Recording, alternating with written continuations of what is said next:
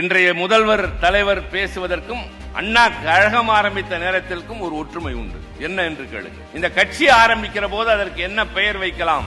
எல்லோரும் சேர்ந்து எடுத்த முடிவு அண்ணா சொன்னது திராவிட முன்னேற்ற கழகம். அப்போது சிலர் கேட்டார்கள், பக்கத்தில் இருந்து நெருங்கியவர்கள், திராவிடர் கழகத்திலிருந்து பிரிந்து வருகிறோம், திராவிடர் முன்னேற்ற கழகம் என்றுதானே இருக்க வேண்டும் என்று கேட்டார்கள். அண்ணா சொன்னார், திராவிடர் கழகம் என்பது இந்த சமுதாயத்தில், இந்த உலகத்தில் எங்கு வாழ்கின்ற திராவிடர்களின் உரிமைகளுக்காக போராடுகிற இயக்கம். ஆனால் நம்முடையது திராவிடம் என்ற பூகோள பகுதிக்குள்ளே வாழ்கிற எல்லா தரப்பு மக்களுக்குமான ஒரு அரசியல் இயக்கம்.